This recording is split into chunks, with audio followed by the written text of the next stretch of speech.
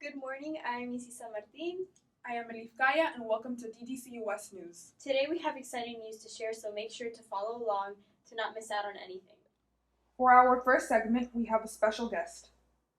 Hi, my name is Miss Nascimento. I am the sponsor for the Portuguese Language Exchange Club. Thank you for coming on our show. Can you tell us a bit about the Portuguese Foreign Exchange Club? Sure. So I teach Portuguese here for students in the US. Students that speak Spanish, English, or any other language, and they are interested in learning Portuguese. The students in Brazil, they are interested in learning and practice English. So what we do, we meet once a week, and we speak half of the time in Portuguese, so my students can practice, and half of the time in English, so the students in Brazil can practice English. So they practice both language with native speakers. How did the club come to be? Was it something that you always wanted to create at our school, or was it a series of events that led to the formation of the club? Both, I would say. The language exchange program is usually offered at university level, and is an amazing opportunity for students to practice their language skills. Whatever language you want to learn, if you have opportunity to speak with a native of that language, I mean, your chances to improve and to speak the language well is much higher. So I love the program. And when I brought to my principal, Ms. Ortiz, she loved the idea and she gave me support. I was able to locate a school in Brazil. We communicated and we tried to arrange, because we have time change in Brazil and here, like we have 2 hours difference in time. And so we connected all the workout and make it work out so that we can work together with this school in Brazil. And we have about 23 students here and about 30 students in Brazil that we meet once a week. How does the club promote diversity? The club is open to everyone in the school because it's a school-based club. So anyone interested in learning and practicing Portuguese are welcome to come. So we have in the school people from everywhere, as you know, people from Venezuela, Cuba, you name it. All the countries are here. So, and then we are exchanging, having this communication with people from Brazil. And in Brazil, even though the most Brazilian native speakers, there are some immigration there as well. So I think that's how we.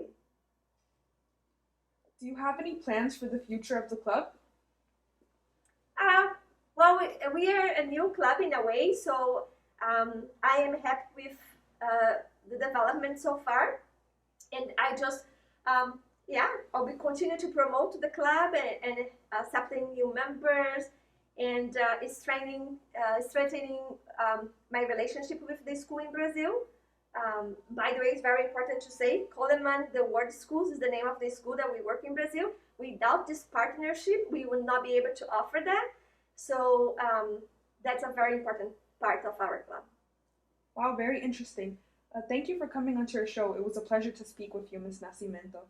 And well, that's the time we have left on this segment. Thank you, and until next time. Welcome back. I am Isisa Martin, and here with me is my partner, Elif Kaya.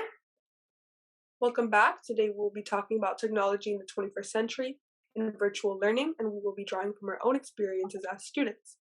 So, Isis, what do you think are some pros and cons of virtual learning?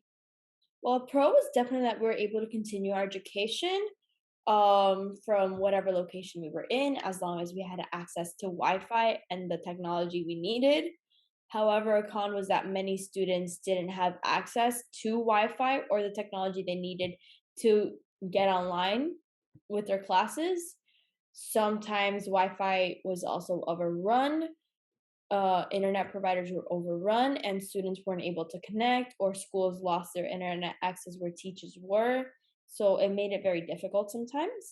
What about you? What were some pros and cons for you about virtual learning? So, a con for me was that virtual learning definitely lacked a lot of social interaction, it lacked routine.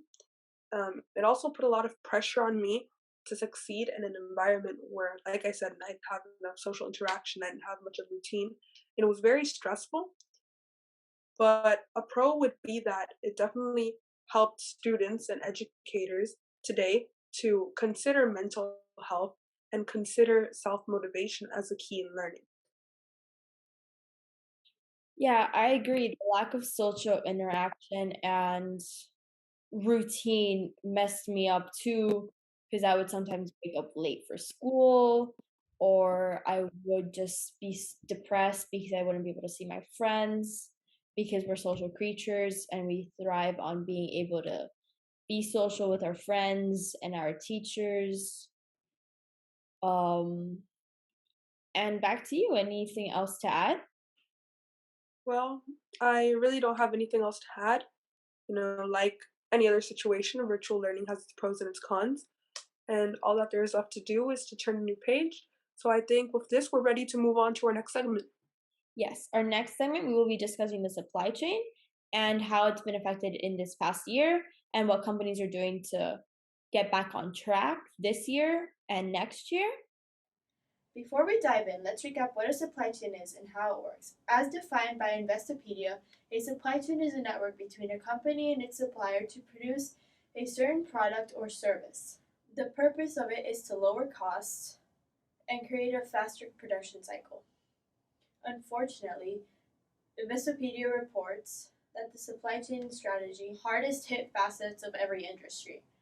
Companies face many restrictions due to the closing of national borders, which cut off their connections to suppliers, producers, and more.